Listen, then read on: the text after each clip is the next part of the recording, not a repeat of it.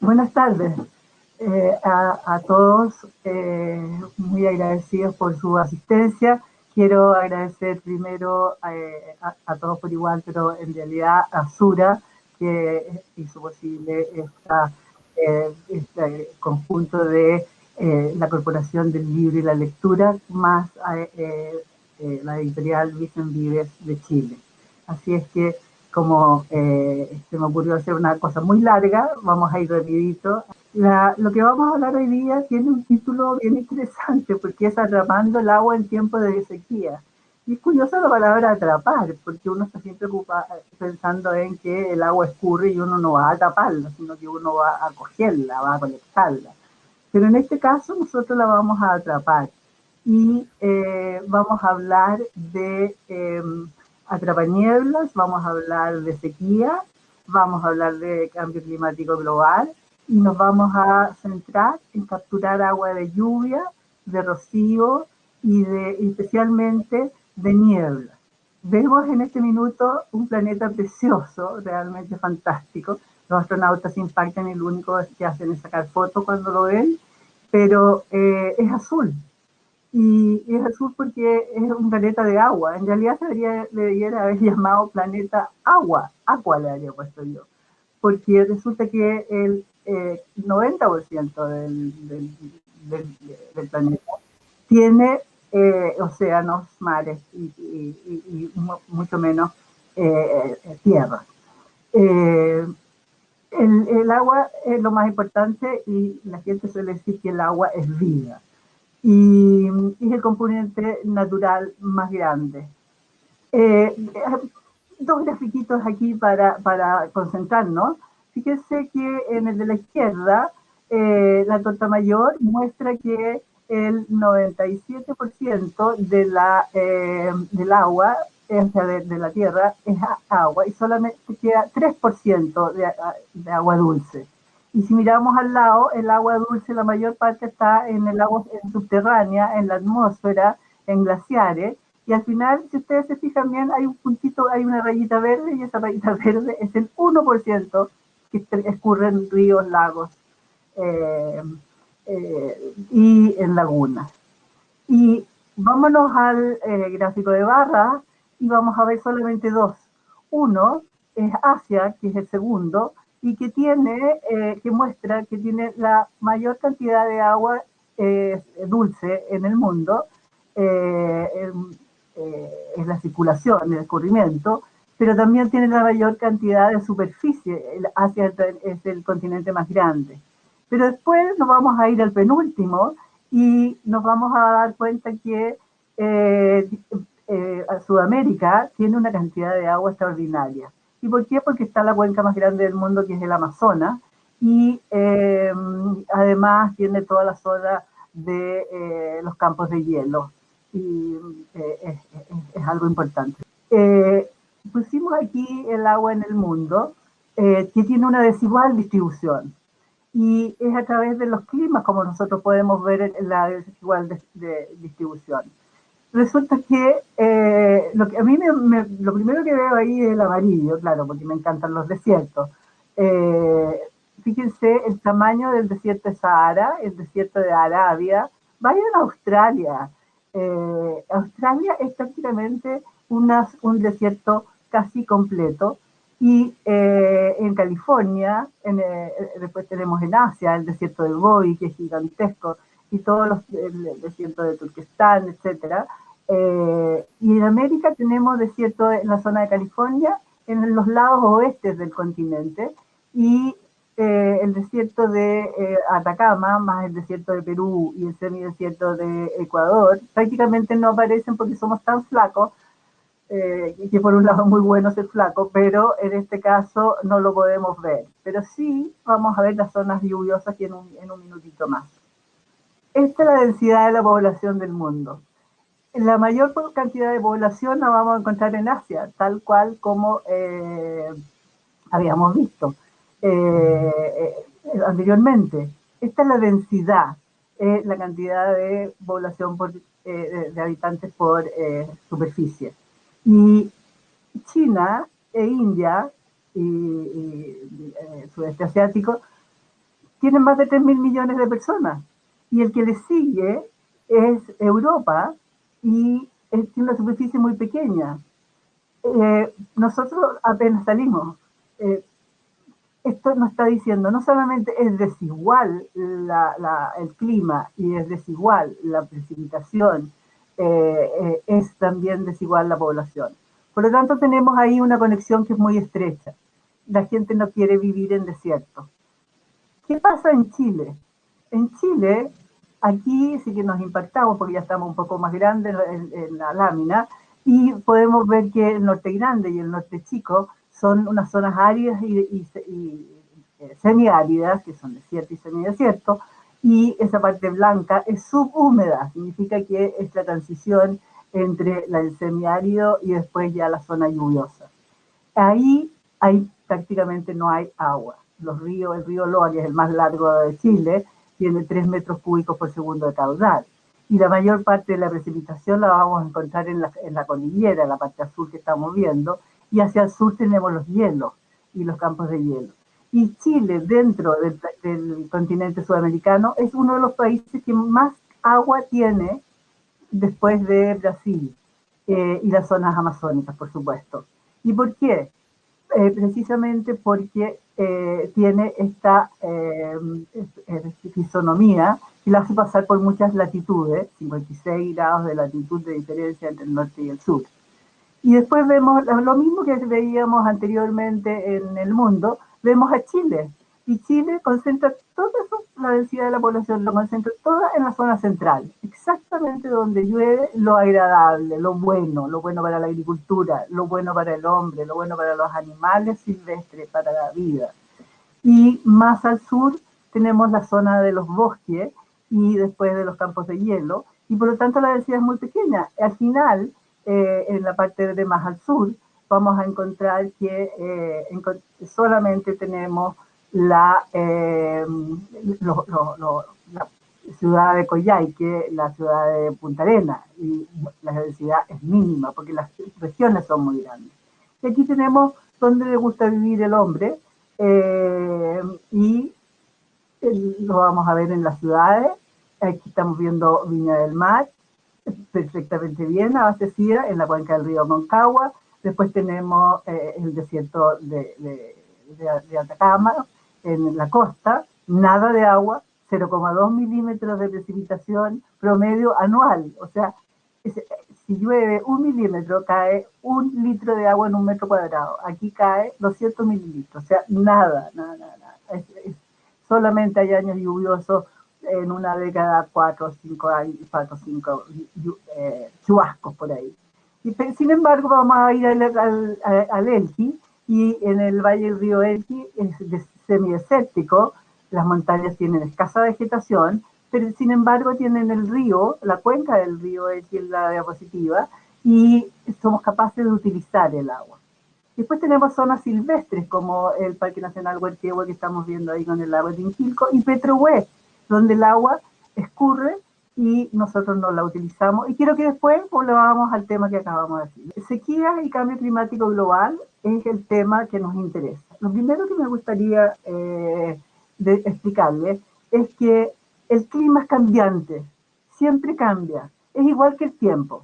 El clima es el promedio de muchos años, es lo que caracteriza un lugar. El tiempo es lo que pasa día a día, el tiempo atmosférico. El clima es igual de cambiante como son los días. Hace 4 días atrás estaba lloviendo chuzo aquí en Santiago, hace 3 días llovía en el sur, en la zona austral, y el clima va cambiando. El tiempo, igual que el tiempo. Podemos tener periodos de sequía y periodos lluviosos. Esos periodos son importantes porque pueden ser muy benéficos, pero también pueden ser muy catastróficos. La sequía, como lo acabamos de vivir, es dramática. Cuando son un par de años, que también se llaman años secos o periodo seco pequeño, pero es anormal, en ese periodo el problema no es tan grande.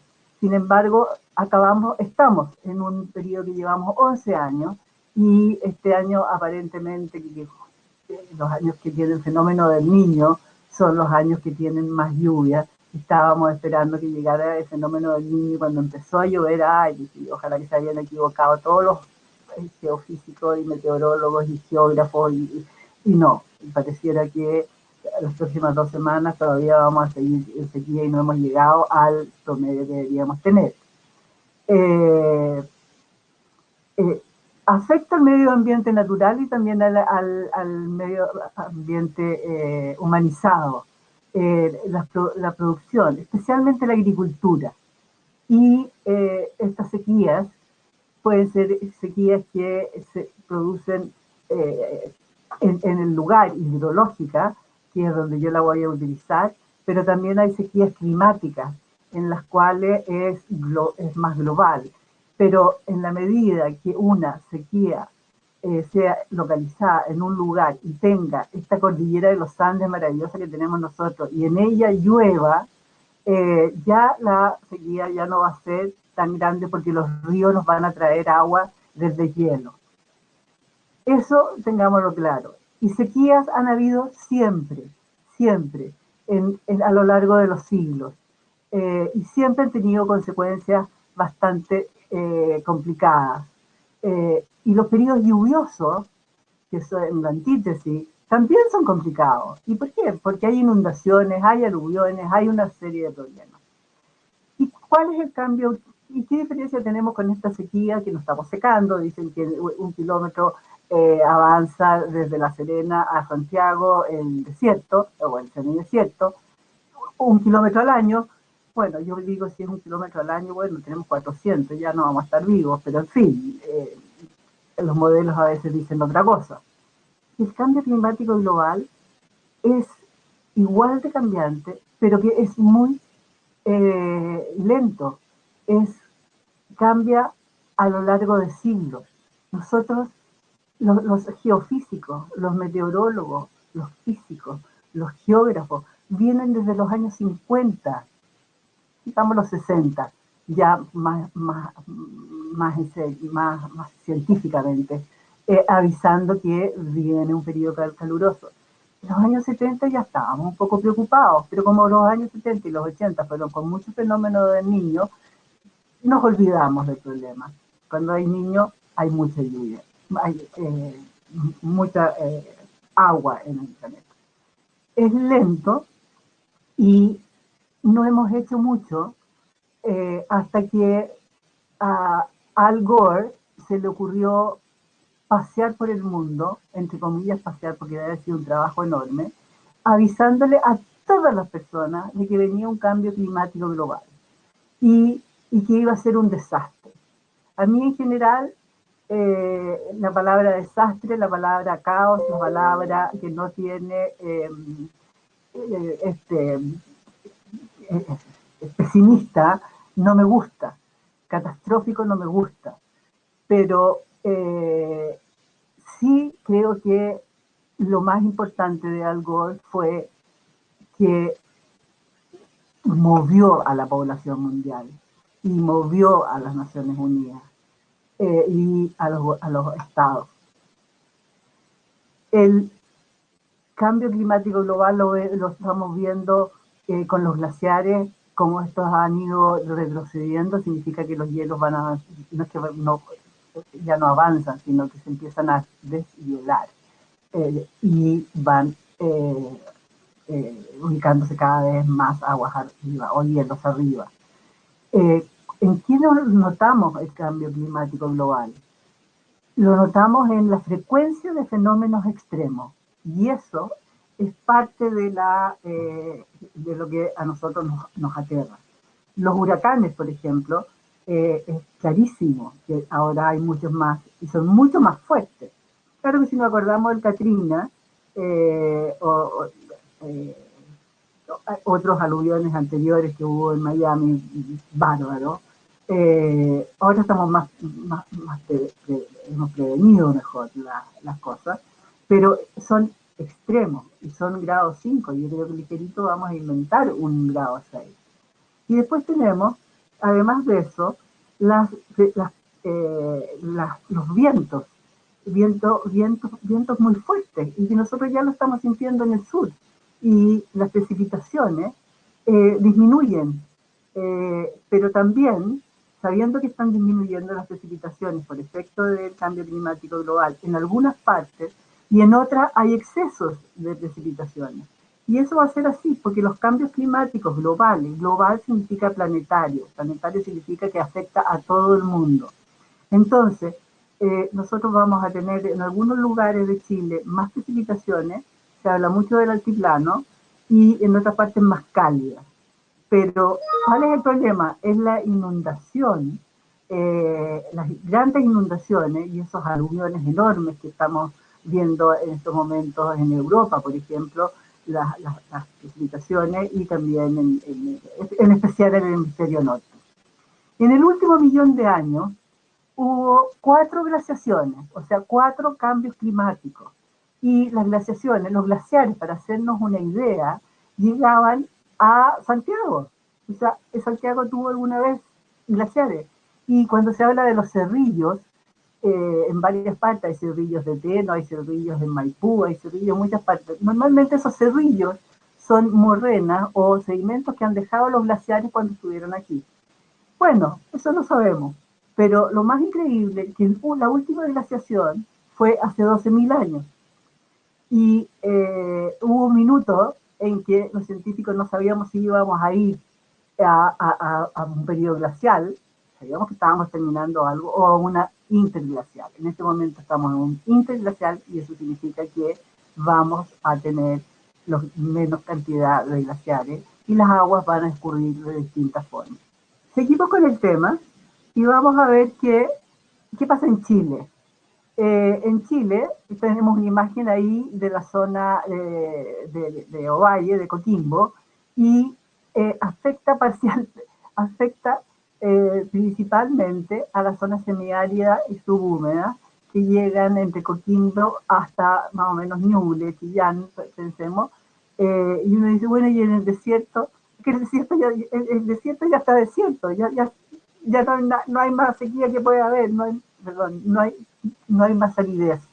Y en el desierto más árido, porque entra menos agua por precipitación que la que sale por evaporación. Y la evaporación viene de las aguas que se infiltraron en las épocas lluviosas. Así es que es el más árido del mundo, y ya más árido no puede ser. Sin embargo, lo utilizamos y tiene gran actividad, y además es el sueldo de Chile, así que siga desierto nomás. Y nosotros vamos a colonizarlo y vamos a conquistarlo. Así tiene que ser. El problema mayor es el abastecimiento de agua a la población, y eso nosotros lo vemos como dramático, con dramáticas imágenes en la televisión, y estamos normalmente preocupados de ver estos camiones aljibe entregando agua en poblaciones aquí en Santiago que no les llega agua, y que con un bidón de agua tienen para todo el día. La ganadería, por ejemplo, las ovejas, las cabras, esa ganadería eh, padece, y normalmente después viene un periodo lluvioso, y esa tierra reseca florece, se aumenta la ganadería y aumenta la erosión y aumenta la degradación de suelo, y es todo un ciclo, y lo hemos vivido y lo vamos a vivir dramáticamente en los próximos 100 años probablemente, como los estamos viviendo hoy día. Eh, Aunque ya ha aumentado la temperatura global, viendo todas las temperaturas en todos los continentes y en todas las estaciones meteorológicas, se saca un promedio. Hasta se habla de que el promedio es alrededor de 15 grados Celsius, pero no entremos en ese dato porque además es variable según la referencia que uno tenga, porque el que nos interesa es cuánto sube la temperatura en relación a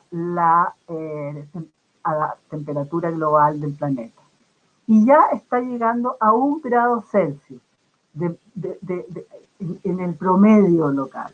Y ustedes me van a decir 1 grado Celsius, ¿qué importa? En vez de tener 30 grados, vamos a tener 31. O si acaso la máxima es 37, vamos a tener 38, 39. No es así la cosa. La cosa es un poco más complicada. Significa que ese grado Celsius va a, por ejemplo, derretir los glaciares. ¿Dónde va a ir el agua? Al mar. ¿Y qué va a pasar con los océanos? Van a subir de nivel. Y habíamos dicho que había habido 4 glaciaciones en los últimos, en los últimos 12.000 años, perdón, en el último millón de años, y que hace 12.000 años fue la última. Nosotros podemos verlas cuando vamos al norte y vemos las terrazas literales y vamos viendo planicies como en escaloncitos. Y cada escalón significa un cambio climático en que subió el nivel del agua del mar, formó una costa, formó una playa, pero después bajó el nivel del mar y quedó estacionado en otro periodo glacial y así sucesivamente. Yo entiendo que el tema es complicado y incluso uno cuando lleva a sus alumnos a terreno dice, yo no veo la terraza que están diciendo. Claro, mira, y fíjate bien que hay una mesetita y después hay una ruta. Es difícil de comprender. Pero si abrimos los ojos, vamos a ver que esto ha sucedido. Y 12.000 años, recuerden que hace 13.000 años ya teníamos población y está el hallazgo en Monteverde, cerca de Puerto Vara, Puerto Montt, en que el hombre vivía y hacía utensilios. ¿Cómo enfrentamos la sequía y el cambio climático global? Las sequías normalmente las vamos a hacer, las vamos a enfrentar urgentemente y la mejor manera de enfrentarla es llevando el agua en camiones al Chile y felices todos y contentos porque tenemos agua y hay presupuesto para eso. Pero, ¿y el cambio climático global? Tenemos que tener una mirada a largo plazo. No es para hoy, es para 100 años, 200 años, 300 años.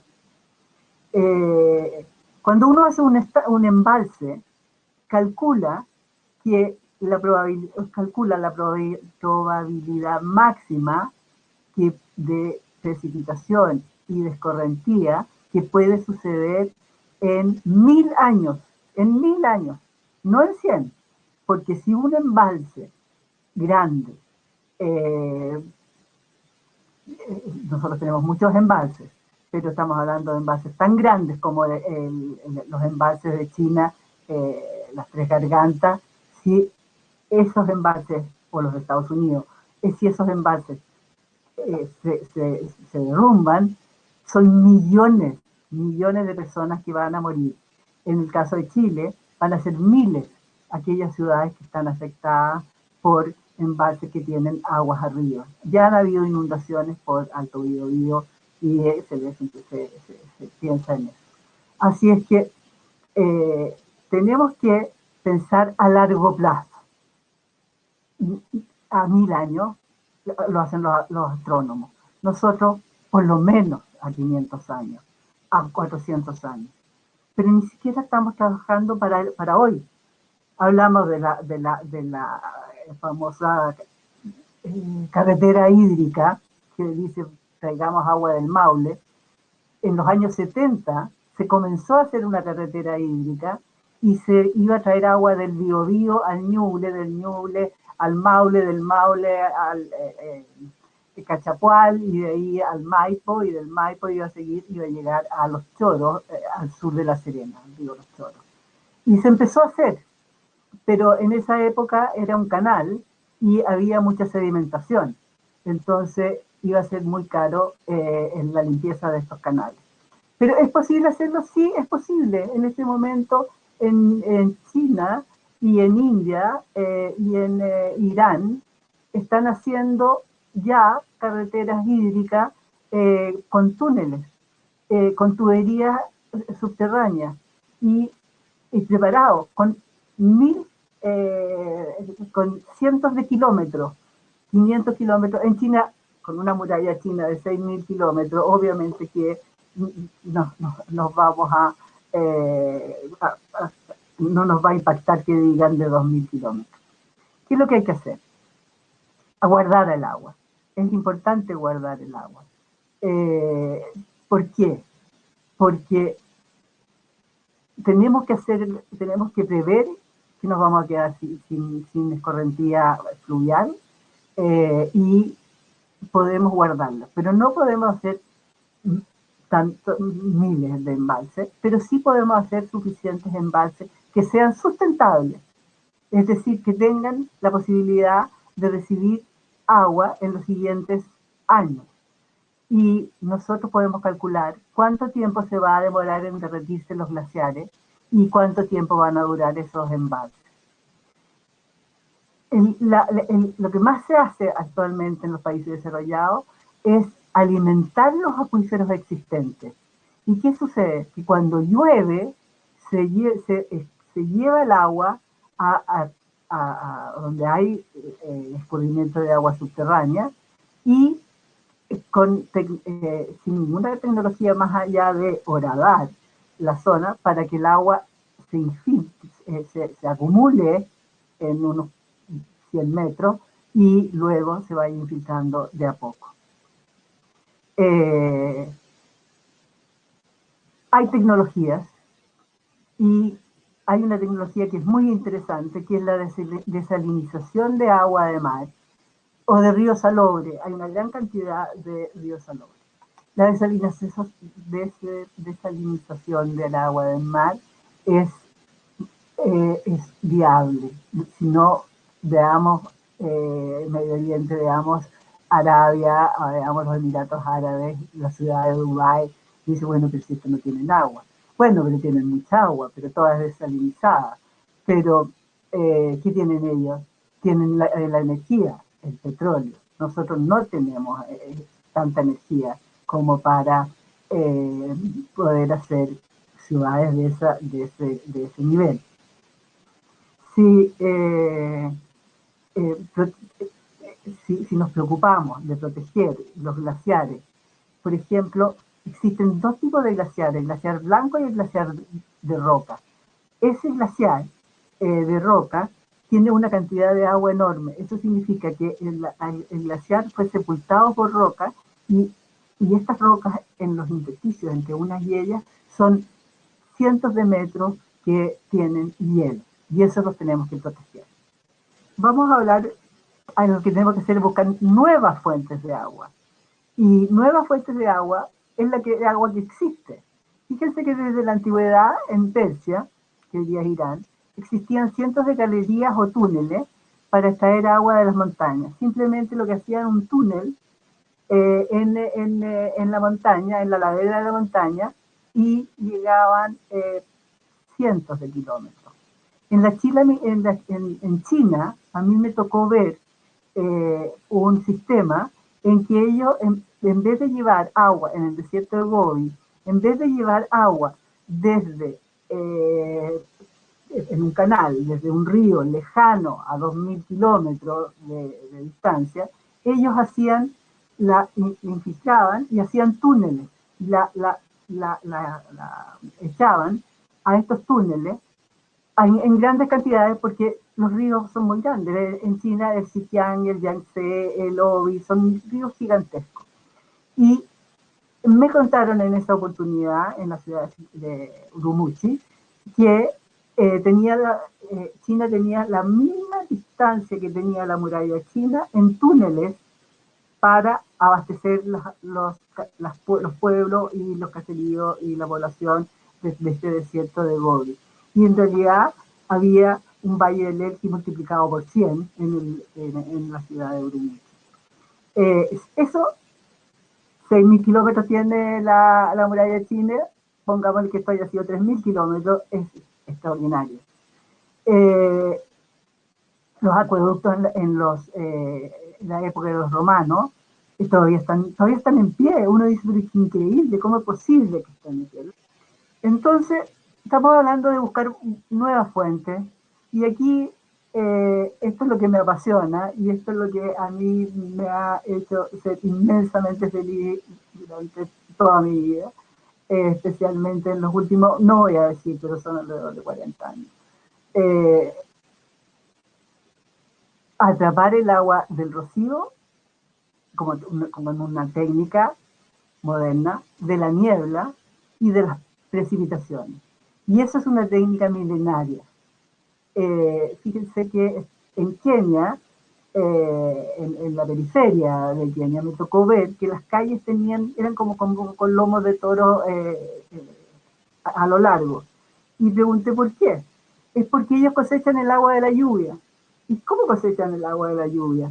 Ellos, cuando llueve, tienen una long rainy season y una short rainy season, de manera que en el periodo de mayor lluvia, la larga, ellos hacen escurrir las aguas hasta grandes estanques o a grandes lagos o lagunitas para que cuando venga la siguiente periodo, la precipitaciones cortas, no sufran la sequía de ese periodo.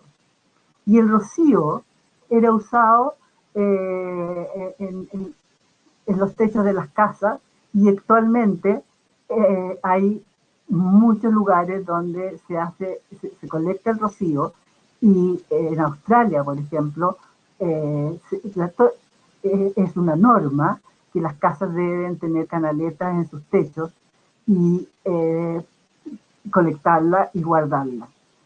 Y la niebla también fue ocupada en el pasado. Incluso los changos la colectaban de las rocas con cueros de lobo marino y nos ha tocado ver lugares donde están los cueros, pero la enorme cantidad de pedazos de cerámica que en el fondo es las vasijas donde iban a buscar el agua los primeros habitantes de la costa del norte de Chile.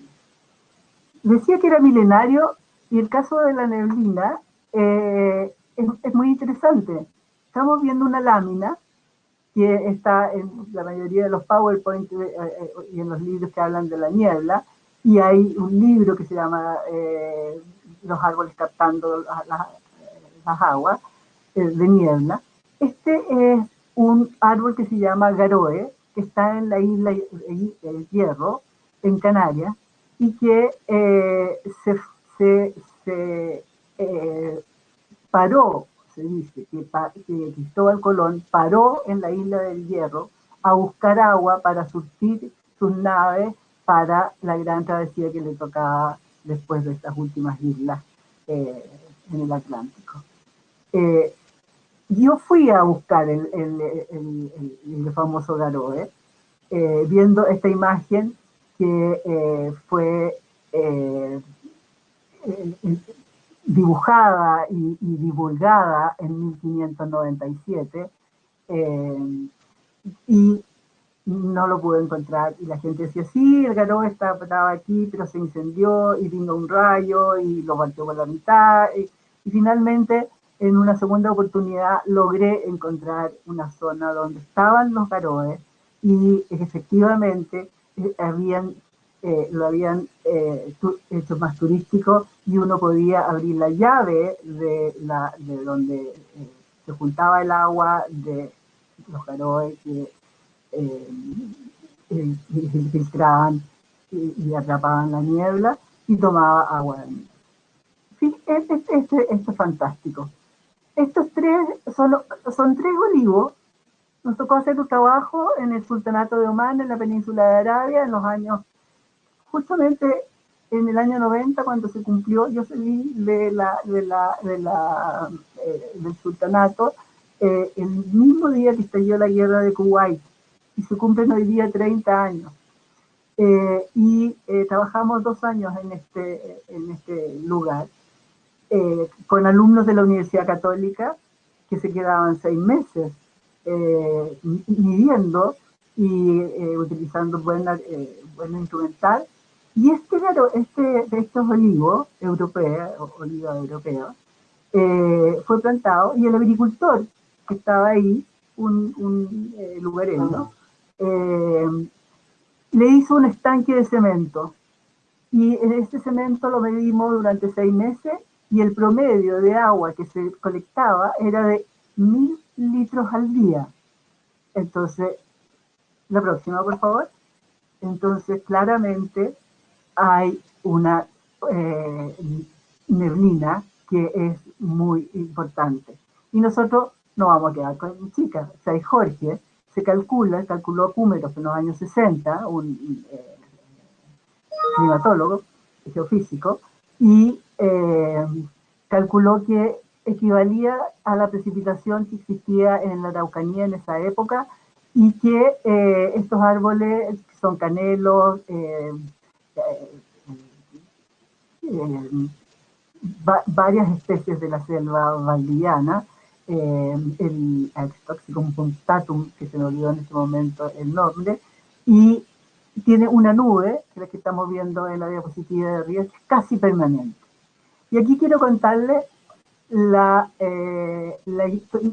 mi historia, lo que vivimos en la Universidad Católica con los alumnos de geografía y con los profesores de geografía, donde hasta el día de hoy estamos estudiando. Todo el mundo dice, oye, ustedes que son los inventores de los atrapanieblas. Nada, no hemos inventado nada.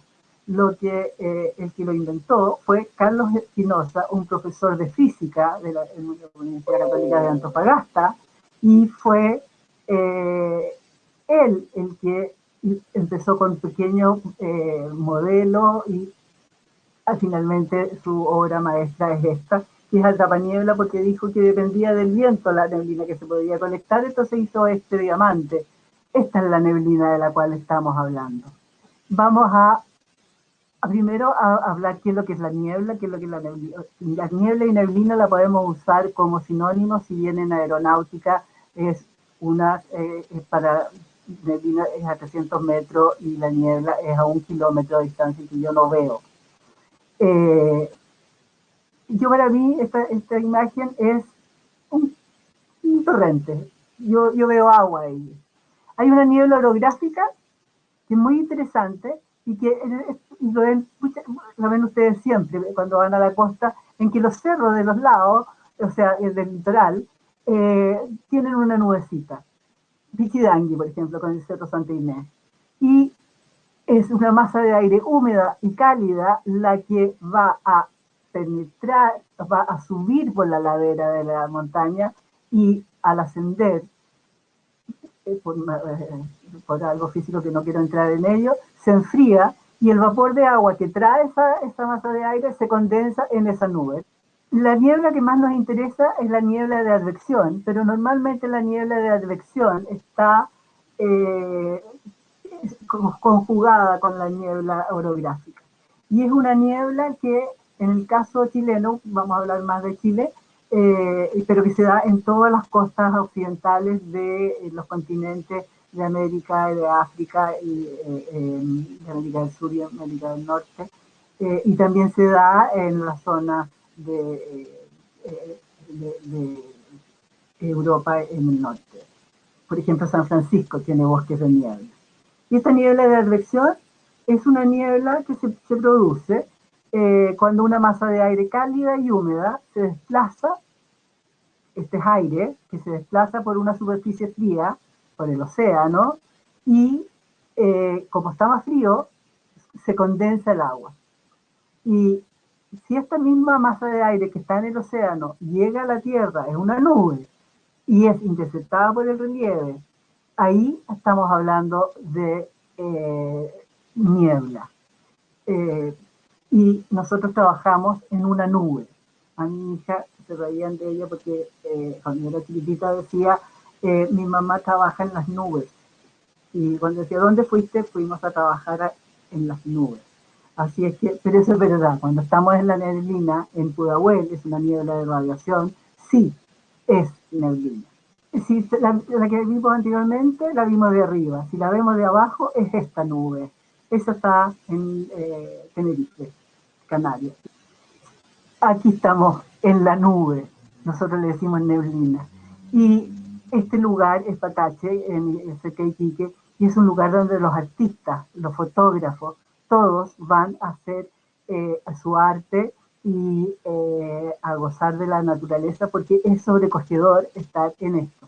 Yo estoy seguro que los londinenses están aburridos de su niebla, porque además es muy tóxica, pero uno que no la tiene todos los días se la debiera gozar. Y aquí llegamos nosotros, en el año 1980. Eh, Todas las ciencias normalmente nacen por casualidad. Esto simplemente estábamos haciendo otro trabajo en la zona de El Tofo con el profesor Horacio Larraín y un alumno que era de la zona, de Cuña, Nazareno Carvajal, dice, eh, encontró un paper, que en esa época era un papel mimeografiado, de Carlos Espinosa, y lo llamamos por teléfono y nos dijo, vénganse y yo les muestro lo que tengo. Y Nazareno partió y él tenía un atrapaniebla que se llamaba, que lo inventó el 15 de noviembre del año 61, 61, 11, 15, y lo llamó 611, 115. Y lo hicimos, y si ustedes se fijan, está puesto en el cerro y mide 2 metros de alto, más 1 metro, que es el tambor que están viendo ahí. El diámetro es de 50 centímetros y tiene 2000 filamentos de sarán, que es el hilo para pescar, eh, urdidos para ver, para que las gotas de la neblina, cuando llegue, se adhiera y escurra hacia ese tambor.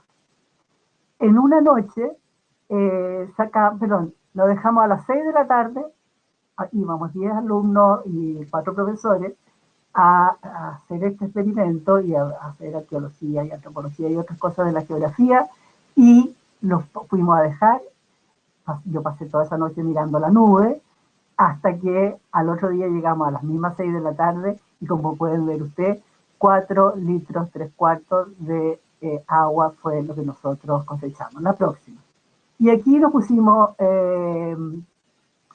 realmente fanáticos y ansiosos, y eso había pasado el año 80. Al año siguiente hicimos también con cuerdas de sarán, 56 litros de agua en una noche. Y aumentamos de 6 metros de largo y cambiamos hacerlo tipo letrero caminero. Y nos seguimos entusiasmando, como ustedes pueden ver.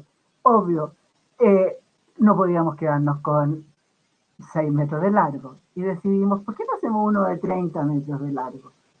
¿Por qué? Y nos juntamos la plata, que era poca, año 83, recesión, o sea, en carpita ahí del año del Rey Perico, y logramos hacer una tabaniebla de 30 metros cuadrados. La anterior tenía 18 y era 30 por 3 metros de alto. Y recuerdo que ese día fuimos a poner unos atrapanieblas, unos neblinómetros a un cerro, y quedó un grupito de alumnos y le dijimos, oye, aquí está el tambor de 100 litros, si se llena, lo botas, ¿ya? Y cuando volvimos a las 9 de la noche, oscuro, dice, oye, ¿y cuánto? ¿Sacaste más de 100 litros? No, saqué 1000 litros. ¿Cómo? Si lo di vuelta 10 veces. Yo me quedé hasta las 11 de la noche y saqué el último tambor de 100 litros, así que fueron 1100 litros en un día. Y este año 1987 es muy importante porque desde el año 85 Canadá nos apoyó con un proyecto, y vino en ese momento un físico de nube, el doctor Robert Schemenauer, del Ministerio del Medio Ambiente, que estudiaba las nubes y se fascinó tanto que se quedó, y después vamos a contar un poquito más la historia de él. Todo esto lo hicimos con Horacio Larraín, el profesor Horacio Larraín, y con los alumnos de geografía, que no los puedo nombrar a todos, que vamos a ir viendo a medida que avanzamos. Esto pues, se hicieron, el proyecto se hizo para estudiar la nube. Las nubes se estudian con aviones, y los aviones tienen instrumentos y son capaces de decir el contenido líquido de agua que tiene una nube. Y se construyeron primero 50 unidades y después 25 más, y la producción diaria fue en promedio 12.000 litros. Esto está en el Tofo, y es un semidesierto, hay una mina de hierro detrás de este cerro que está mirando hacia el mar. Este es el pueblo de Chungungo, que queda a 6 kilómetros de este cerrito que tiene 800 metros donde pusimos los acampañantes. Es una caleta de pescadores, como lo podemos ver aquí, y tenía en esa época el abastecimiento de agua mediante camión aljibe. Hicimos una tesis para ver cuánta agua consumía la gente y en promedio era 14 litros por habitante día, pero habían casas que tenían 5 litros o 20 litros por día y la cosa era bien precaria. Y nos vamos un poquito más rápido. Fue abastecido en la caleta de Chungungo por 8 años, eh, teniendo el agua desde 1987. En 1992 se inauguró, de los 300 habitantes llegó a 600, llegaba por cañería, eh, llegó a tener una planta faenadora. Ese peladero que uno ve normalmente en el semiárido se transformó en un jardín. El agua llegaba directo a cada casa, se hizo el agua potable rural y se cobraba por el agua y el agua que se tomaba era agua de niebla. Y las casas tenían jardines, siguiente, y hoy día tienen plaza, que en esa época no tenían ni luz ni televisión, nada de eso. Fantástico. En 1996, en 4 años, ya tenían baño, como pueden ver ustedes, con excusado, con lavadora. Y se instaló el emprendimiento de la zona, fue poner una lavandería en su casa. Y tenía una máquina lavadora y todo el mundo llevaba la sábana. Y ya no había que lavar en una batea, sino que había agua corriente en la casa.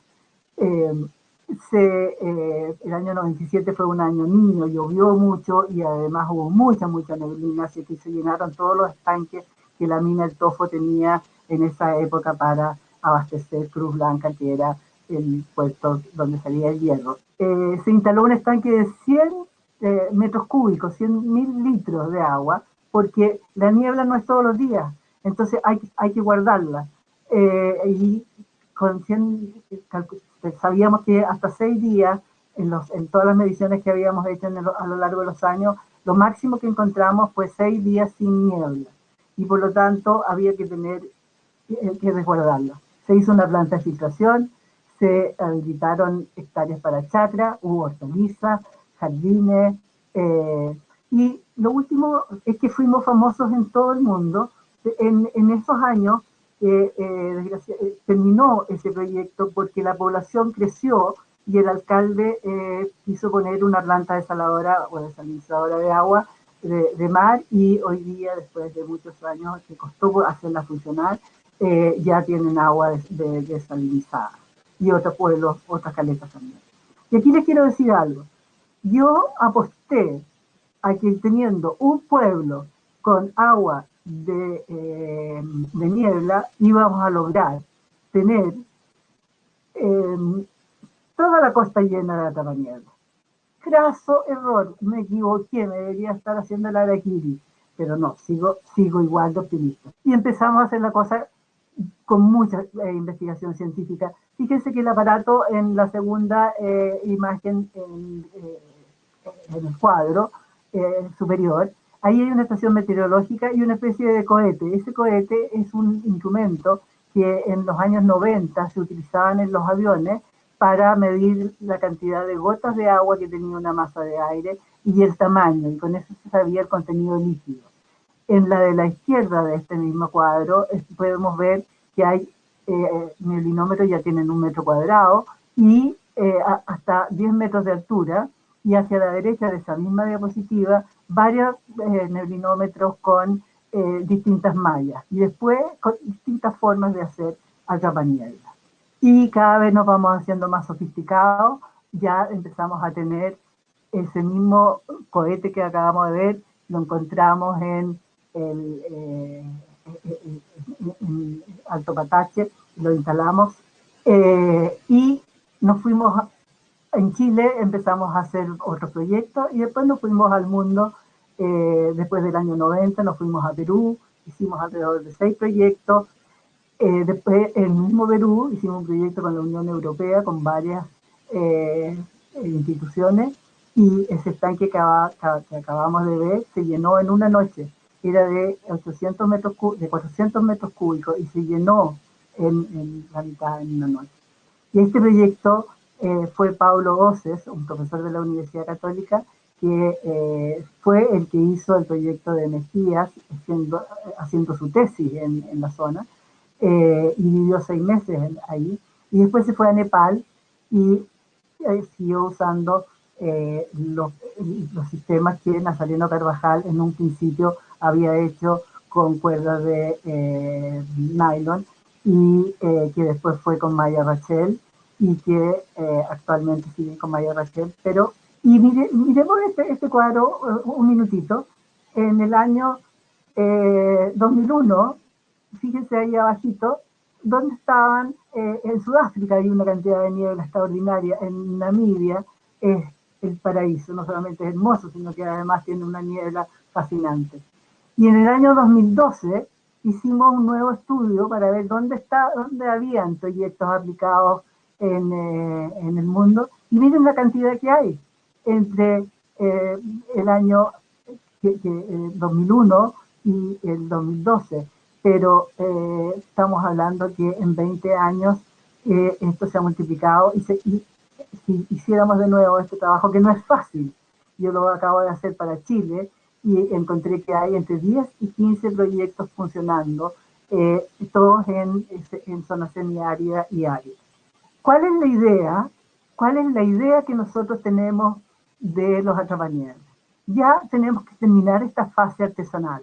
Ya no debemos seguir con el sistema maravilloso que lo puede hacer cualquiera.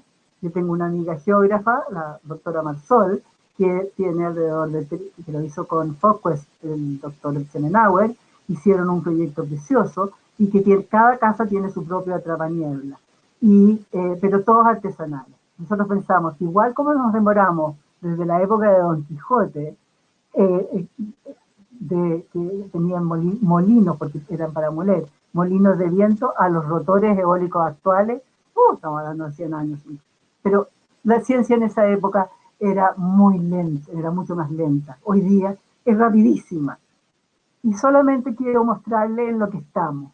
Esta atrapaniebla, yo siempre le pedía a los ingenieros, oye, ¿por qué no trabajan con nosotros? Yo trabajo con los agrónomos, con los químicos, con los ecólogos, pero ustedes, pero ¿cuántos metros cúbicos por segundo tú produces?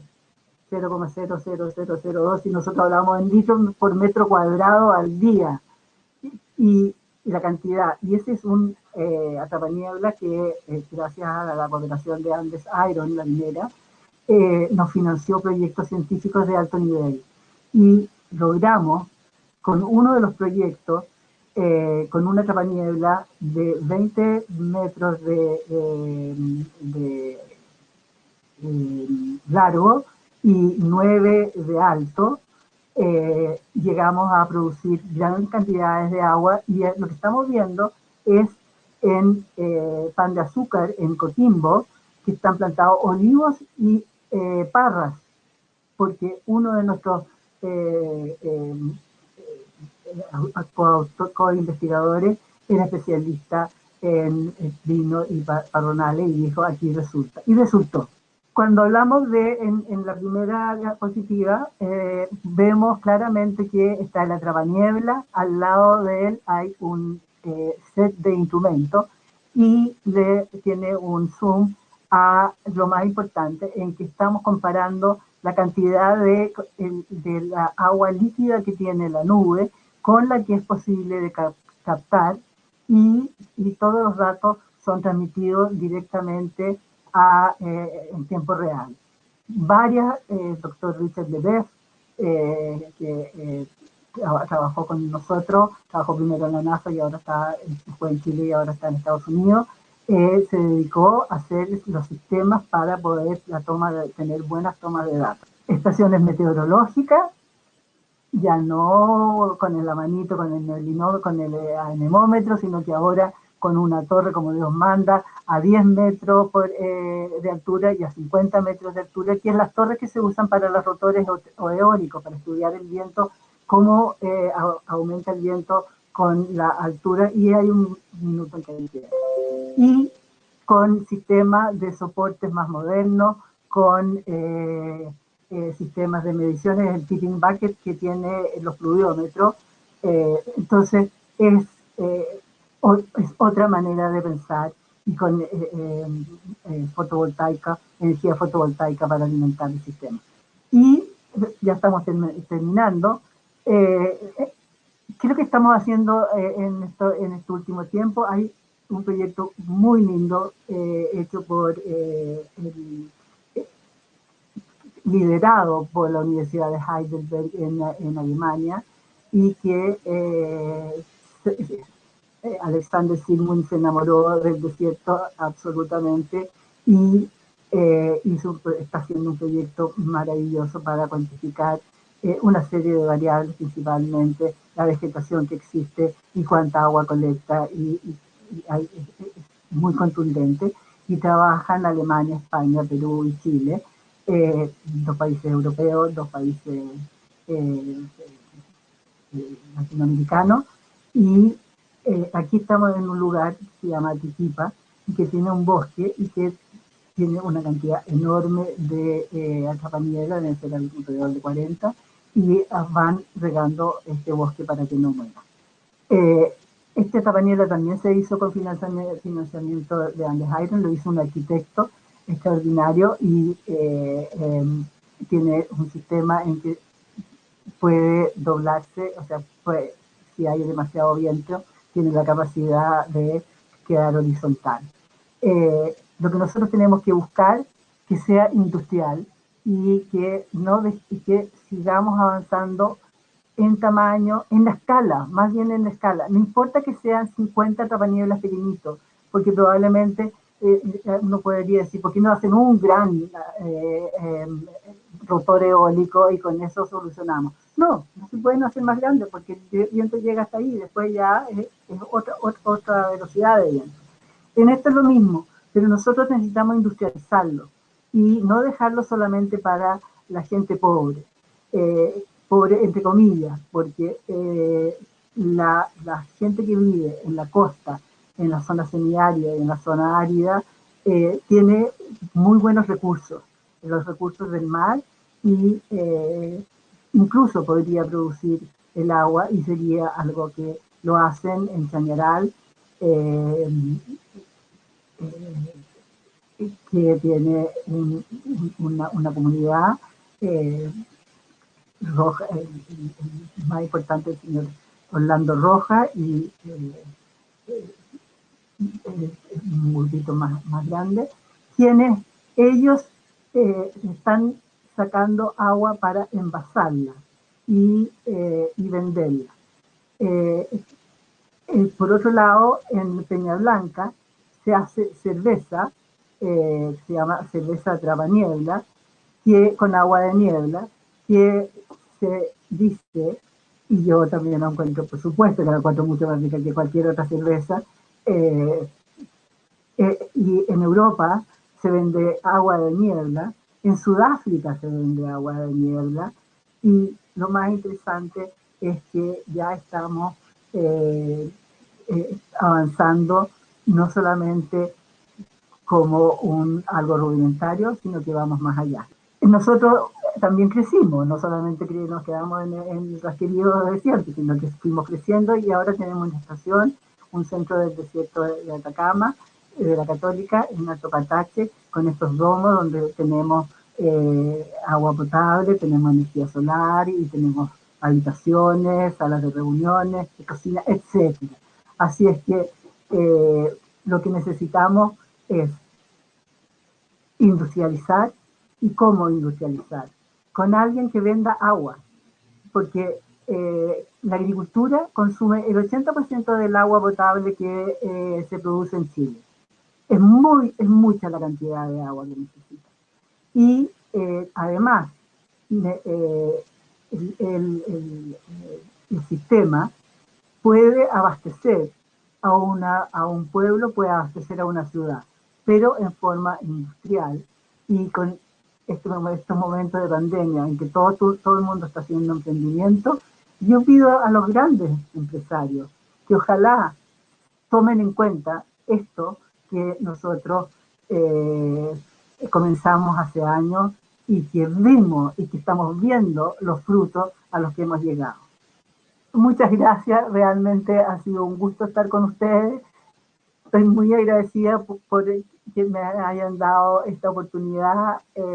Les cuento que existe una ONG que se llama Focus, que es del Dr. Schemenauer y que trabaja fantástico y que yo creo que estaría feliz también de recibir a los empresarios para hacer mi sueño.